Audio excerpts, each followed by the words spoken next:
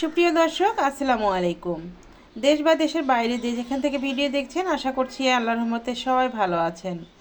নতুন আরেকটি রেসিপি দেখার জন্য আপনাদের সবাইকে স্বাগতম। আজ আপনাদের তৈরি করে দেখাবো নরম তুলতুলে চিকেন বান রেসিপি।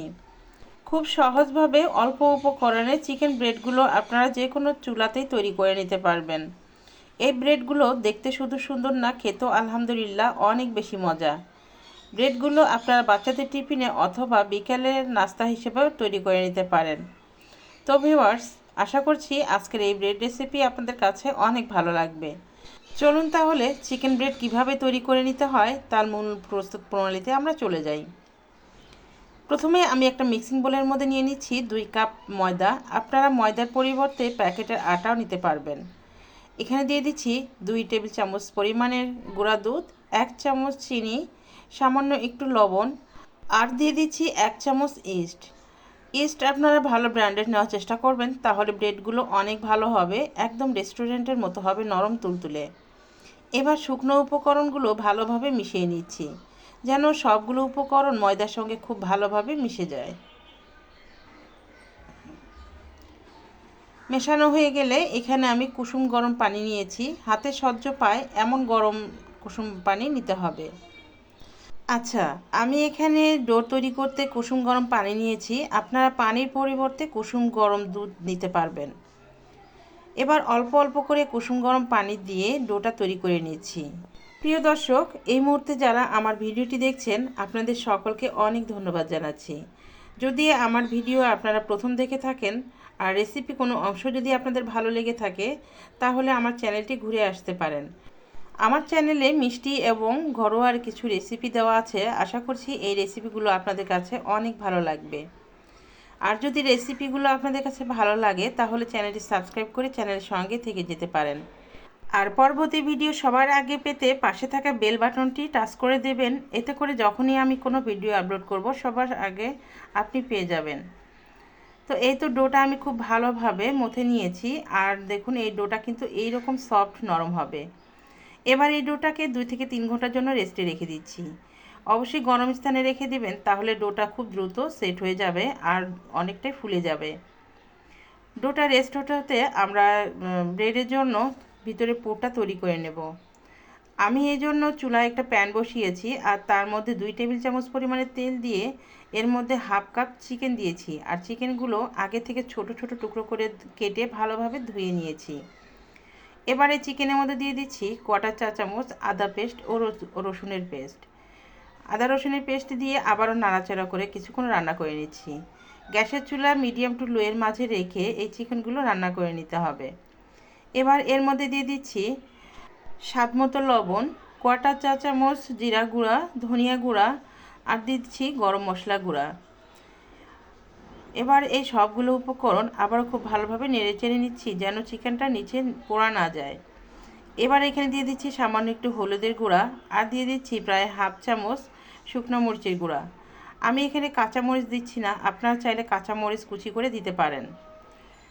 ভালোভাবে যখন নেড়েচেড়ে মশলাগুলো মিশিয়ে নিয়েছি, এবার এখানে দিয়ে দিচ্ছি প্রায় 1 কাপের মতো পেঁয়াজ কুচি। আপনারা এখানে যে কোনো সবজি অ্যাড করতে পারেন, যেমন ক্যাপসিকাম, পাতাকপি, গাজর, এইগুলো আপনারা অ্যাড করতে পারেন। এবার ঢাকনা দিয়ে ঢেকে কিছুক্ষণ রান্না করে নিচ্ছি, যেন চিকেনটা অনেকটা সেদ্ধ হয়ে যায়। প্রায় 5 মিনিটের মতো চিকেনটা রান্না করে নিয়েছি, আর এরই মাঝে চিকেনটা অনেকটা কিন্তু সেদ্ধ হয়ে গেছে। আবারও নাড়াচাড়া করে নিচ্ছি। এবার এখানে দিয়ে দিচ্ছি 1 চামচের মতো সয়া সস দিয়ে আবারও নাড়াচাড়া করে ভালোভাবে মিশিয়ে নিয়ে ঢাকনা দিয়ে ঢেকে রেখে দিব আরও 5 মিনিটের মতো। যখন রান্নাটা পুরোপুরি হয়ে যাবে, সেই পর্যায়ে আমি এখানে কিছুটা ধনিয়া পাতা কুচি দিব, আর একটু সয়া সস দিয়ে নাড়াচাড়া করে আরও 2 মিনিটের মতো রান্না করে চিকেনটা নামিয়ে নেব। এই চিকেনটা পরবর্তী অংশ আমি আর দেখাচ্ছি না।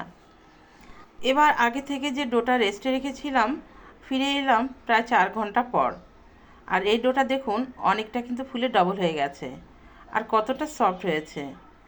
ব্রেড তৈরি করার জন্য এই ডোটা আমাদের একদম পারফেক্ট রেডি হয়ে গেছে। আরও একটু হাতের সাহায্যে মথে নিচ্ছি। ডোটা ভালোভাবে মথে নিয়ে এখান থেকে একটা লেচি বের করে নিচ্ছি। আপনারা আগে থেকে যে কয়টা ব্রেড বানাবেন সেই কয়টা লেচি তৈরি করে এক সাইডে ঢেকে রেখে দিবেন, অবশ্যই কিন্তু ঢেকে রেখে দিতে হবে। তো আমি একটা রুটি বেলে নিচ্ছি, আর এই রুটিটা বেশি পাতলা হবে না আর বেশি মোটা হবে না। রুটি আমি এই সাইজ করে বেলে নিয়েছি। আপনারা যদি মনে করেন ব্রেডগুলো আরও একটু মোটা করবেন, সেক্ষেত্রে রুটিগুলো আরও একটু মোটা করে বেলে নেবেন। এরপর আমি একটা কাঁটা চামচ দিয়ে রুটির অর্ধেকটা অংশ এভাবে দাগ কেটে নিচ্ছি। আর এইভাবে দাগ কাটার সময় অবশ্যই কাঁটা চামচে একটু তেল মেখে নেবেন, তাহলে এই দাগগুলো দিতে সুবিধা হবে।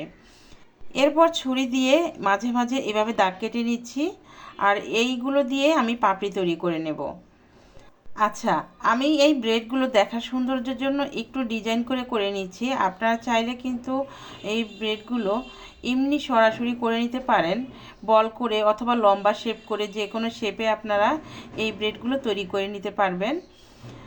শুধুমাত্র সৌন্দর্যের জন্য আমি ব্রেডগুলো একটু ডিজাইন করে নিচ্ছি, এতে করে টেস্টের কোনো হেরফের হবে না। আপনারা যে কোনো শেপেই এই ব্রেডগুলো তৈরি করে নিতে পারবেন। কথা বলতে বলতে আমি পাপড়িগুলো তৈরি করে নিয়েছি। এরপর রুটিটাকে উল্টিয়ে দিয়েছি। এরপর আগে থেকে যে চিকেনের পুর তৈরি করে রেখেছিলাম পরিমাণ মতো দিয়ে আমি এভাবে রোল করে নিচ্ছি। একটু চেপে চেপে এই রোলটা করে নিতে হবে। এটা বলে বোঝানোর কিছু নেই, আপনাদের দেখে কিন্তু বুঝিয়ে নিতে হবে। তো এইভাবে আমাদের একটা ব্রেড তৈরি করা হয়ে গেল। এই ব্রেডগুলো দেখতে অনেকটাই সুন্দর লাগে, বাচ্চারা দেখে তো অনেক পছন্দ করে আর খেতেও ভালোবাসে। এবার আরও একটি ব্রেড আপনাদের তৈরি করে দেখিয়ে দিচ্ছি।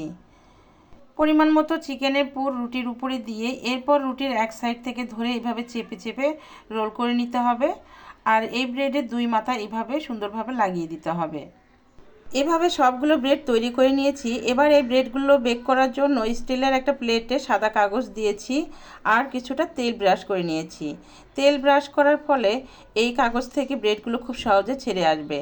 আপনারা কাগজের পরিবর্তে বেডশিটও দিতে পারবেন। এবার ব্রেডের উপরে সুন্দর একটা কালার আনার জন্য এখানে একটা ডিমের কুসুম নিয়েছি। ডিমের সাদা অংশ নেওয়া যাবে না, ডিমের কুসুম দিতে হবে। এরপর ডিমের কুসুমটাকে ভালোভাবে ফেটিয়ে নিয়ে একটা ব্রাশের সাহায্যে ব্রেডের উপরে এভাবে সুন্দরভাবে মাখিয়ে দিতে হবে। এই ডিমের কুসুম দেওয়ার ফলে ব্রেডগুলো খুবই সুন্দর কালার আসবে আর একদম রেস্টুরেন্টের মতোই হবে।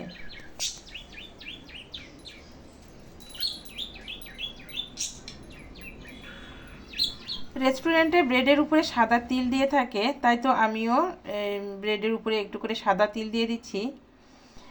যখন ব্রেডগুলো বেক হয়ে যাবে তখন দেখতে অনেকটাই ভালো লাগবে, একদম রেস্টুরেন্টের মতোই দেখতে হবে। এই তো বানানো হয়ে গেল আমাদের ব্রেডগুলো। এবার এই ব্রেডগুলো বেক করে নেওয়ার জন্য চুলায় আমি আগে থেকে একটা পাতিল গরম করে নিয়েছি। প্রথমে পাতিলটা গরম করে নিতে হবে, এরপর লেখালেখির কাগজ, সেই কাগজগুলো দিতে হবে। তারপরে স্ট্যান্ড দিয়ে স্ট্যান্ডের উপরে প্লেটটা বসিয়ে দিতে হবে।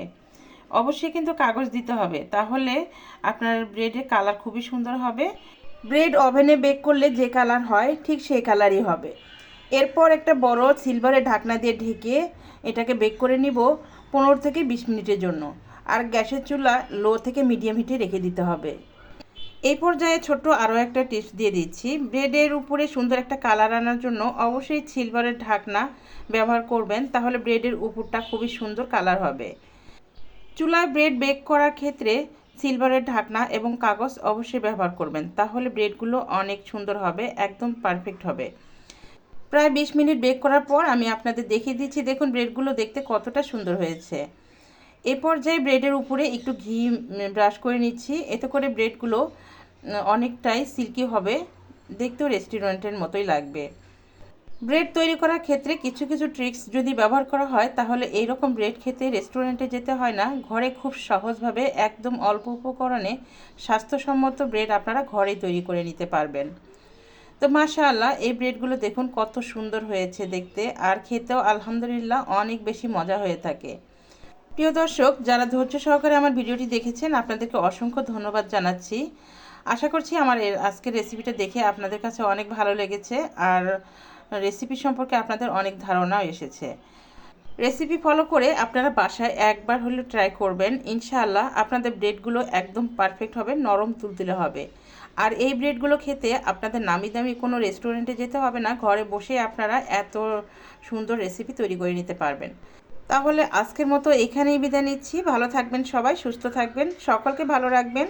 আর আমার জন্য দোয়া করবেন যেন এই রকম পারফেক্ট নতুন নতুন কোনো রেসিপি নিয়ে আপনাদের সামনে হাজির হতে পারি। তাহলে দেখা হচ্ছে আগামী এপিসোডে। আল্লাহ হাফেজ, আসসালামু আলাইকুম।